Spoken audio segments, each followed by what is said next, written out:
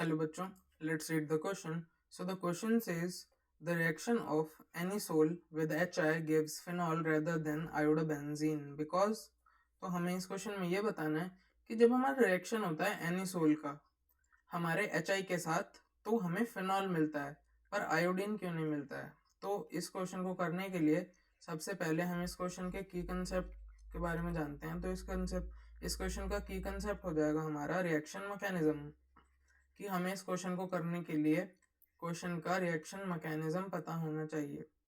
तो यहाँ पर सबसे पहले हम देखते हैं कि जो स्टेटमेंट ए कह रही है हमारी कि वो कह रही है the bond between O and OCH3 is weaker then O and C6H5।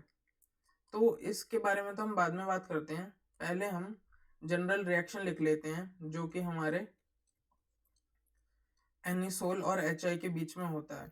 तो यहाँ पर जब हमारे रिएक्शन होता है तो हमारे कंपाउंड हमारा जो ये रिएक्टेंट है एनिसोल, इसके पास दो चॉइसेस होती हैं कि या तो ये अपना ऑक्सीजन और कार्बन का बॉन्ड ब्रेक करवा दे या फिर ये अपना जो ऑक्सीजन ने बेंजीन रिंग के साथ हमारा बॉन्ड बना रखा है वो बेंजीन रिंग के कार्बन के साथ बॉन्ड बना रखा है वो ब्रेक करा दे। तो दोनों केसेस में क्या क्या फर्क है। तो जो ये वाला केसेस है ये हमारा हम लेट से केस 1 ले लेते हैं और इसे केस 2 ले लेते हैं। तो जो केस 1 है, पहली बात तो ये कि अगर ये केस 1 में हमारा ऑक्सीजन कार्बन बॉन्ड टूटता है तो हमारा फिनॉक्साइड आयन बनता है। Phenoxide ion is produced which is stabilised via resonance. ये हमारा रेजोनेंस से स्टेबलाइज्ड होता है, इसलिए हमारा ज़्यादा स्टेबल होता है। और अगर हम ये वाला कंसीडर करते हैं केस तो इसमें एक अल्कोक्साइड आयन बनता है हमारा जो कि नॉट स्टेबल होता है, मतलब स्टेबल नहीं होता है। तो हम इन दोनों में से कौन सा प्रेफर करेंगे आपके अकॉर्डिंग?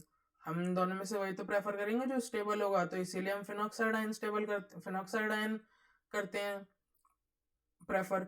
फिनॉक्साइड आयन प्रेफर हम कर लेते हैं। तो उसके बाद जब ये हमारा आयोडीन लिविंग ग्रुप की तरह निकल जाता है नेगेटिव चार्ज लेके आयोडाइड की फॉर्म में, तो ये हाइड्रोजन पर पॉजिटिव चार्ज आ जाता है, ऑक्सीजन इस पर अटैक करता है और हमें मिल जाता है हमारा फिनॉल। ये मिल गया फिनॉल और साथ में निकल जाता है हमारा CH3I।